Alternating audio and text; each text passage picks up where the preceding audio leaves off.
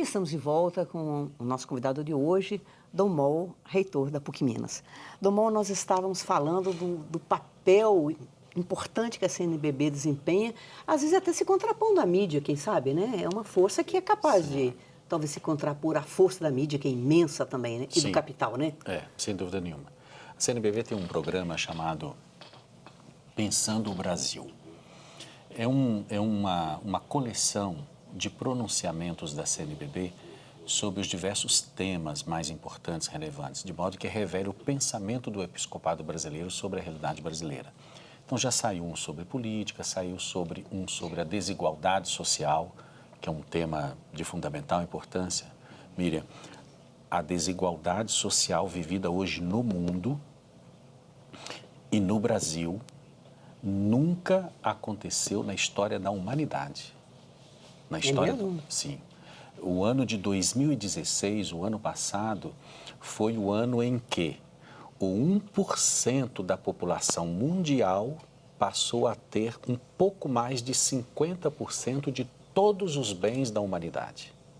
Então, é uma coisa sem precedente e sem explicação e que não pode ser aceita. Então, tem um volume sobre a desigualdade social. Nós fizemos um volume no ano atrasado, muito importante, sobre a crise nos diversos setores. Este ano, nós já publicamos sobre a educação.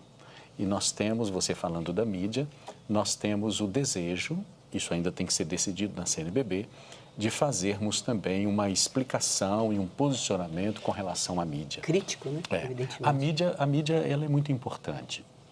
A mídia ela é muito importante para o bem e para o mal. A mídia pode ajudar a construir tanto quanto ela pode destruir na mesma proporção. É uma coisa impressionante. Sobretudo porque no nosso país nós temos ainda uma carência de base que é fundamental, que é a carência no campo da educação.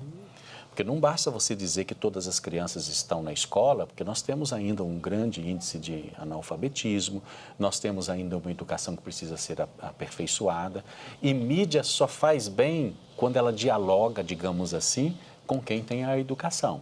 Se não tem, ela manipula a consciência. Ela submete, né? Ela submete. Então, nós pretendemos também, como igreja, opinar sobre isso, reconhecendo os valores e a importância, porém, com uma visão bastante crítica. Hoje, a questão da comunicação no Brasil é um escândalo. É um escândalo. Porque os grandes veículos de comunicação estão nas mãos de poucas pessoas, pouquíssimas pessoas, que praticamente estão muito alinhadas ideologicamente com a política liberal, né, do mundo inteiro, a globalização e assim por diante.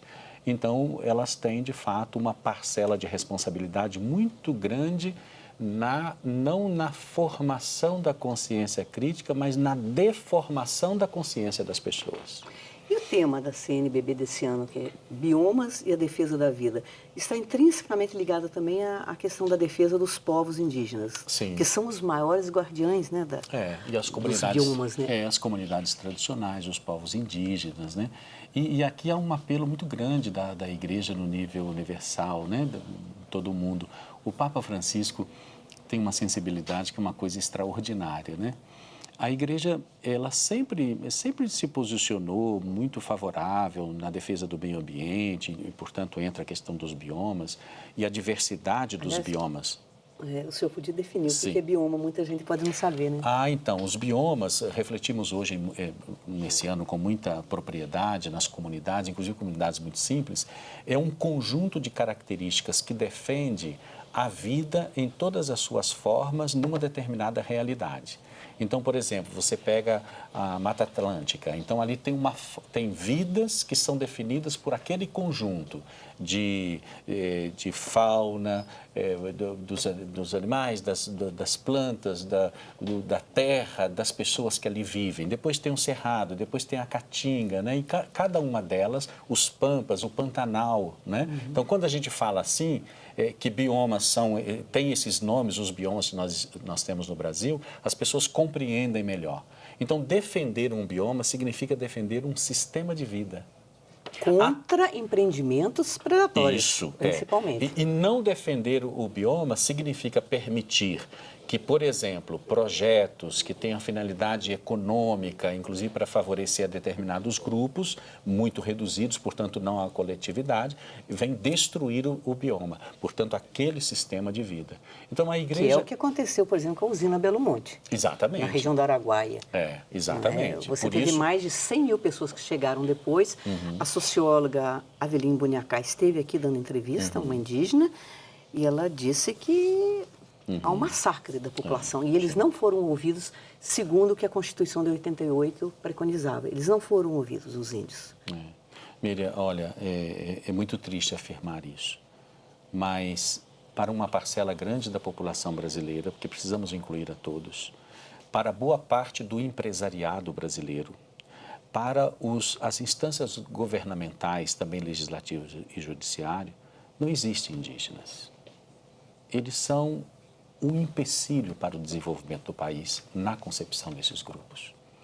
Então, é uma coisa terrível. E isso é antropológico, quer dizer, é uma concepção que as pessoas têm de ser humano, a ponto de dizer, olha, isso aqui é uma coisa tão exótica, tão essa tribo, essa comunidade, essa família indígena, que basta aquilo ali, aquele pedacinho, eles vivem ali do seu modo, etc., contanto que não nos atrapalhem no desenvolvimento pensado por eles. Então, e o Papa Francisco introduziu essa questão, ele ampliou essa questão de maneira muito interessante. Laudato Si, eu te louvo, meu Senhor, é a encíclica mais reconhecida do Papa Francisco hoje na humanidade. Então, nós temos que entrar por esse caminho. E olha, a concepção é da ecologia integral. O que significa dizer? Que não é defender o meio ambiente para defender uma fonte de água. Não é defender o meio ambiente para defender um tipo de pássaro muito raro que, se não for cuidado, daqui a pouco ele estará extinto somente. Então, defender o meio ambiente significa defender exatamente os sistemas de vida, que viva a água, o pássaro, as pessoas, não é? Com tudo aquilo que é necessário para o seu próprio desenvolvimento. A CNBB está preparando para o ano que vem uma outra campanha da fraternidade. E é um tema muito quente, muito difícil de ser pensado com todas as suas características, que é o problema da violência.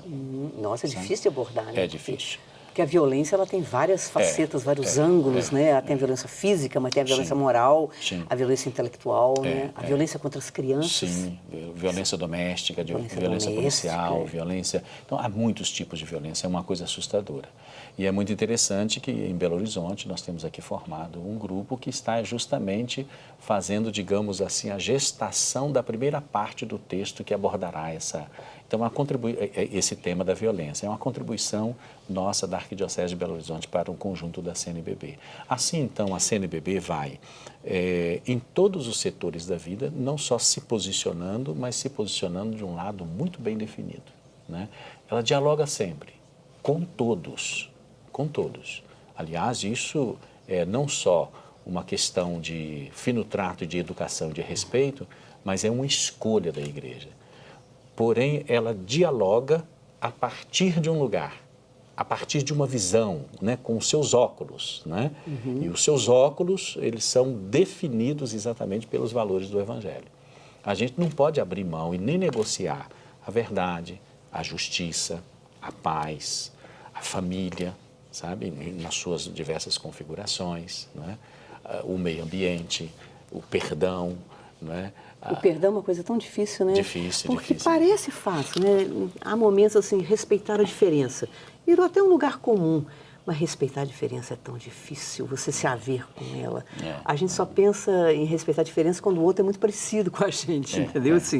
Então, a compaixão, né, que parece uma coisa simples também. Sim. A compaixão, eu só me lembro de Dostoiévski falando, ou Tolstói, assim, como é difícil você ter compaixão. Ter a compaixão é uma atitude muito interessante, que está muito próxima do conceito de misericórdia, né? Misericórdia se define exatamente assim, é você tomar o seu coração, arranca aí do seu peito, arranco aqui o meu coração e coloco lá onde está a miséria do outro. misericórdia. Córdia, coração e miséria.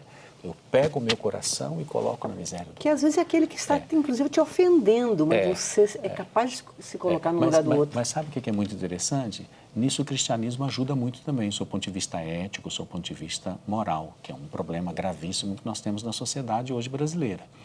Que é exatamente isso.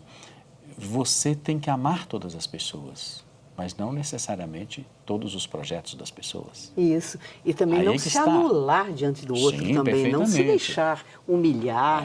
Sem dúvida nenhuma. Então, por exemplo, eu respeito você, eu não vou agredir você, etc. Mas eu não sou obrigada a comungar Mas com suas eu ideias, não né? concordo e saiba, eu posso inclusive trabalhar para combater o seu projeto de vida, o seu projeto de desenvolvimento, porque ele é pernicioso para a maioria. E isso é uma prova de amor à sua pessoa. É isso que é amar o inimigo. Isso. Amar o inimigo não é amar o que o inimigo faz. Isso.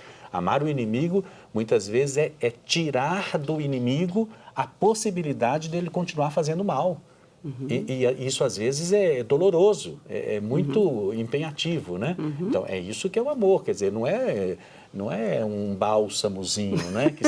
que se coloca nas relações entre as pessoas, né? De jeito nenhum. É exigente. Isso, vamos fazer mais um intervalo. Então, e nós voltamos daí já tratando do momento político brasileiro atual, da questão da falta de ética, da corrupção e a posição da CNBB frente a essa situação. Até daqui a pouco.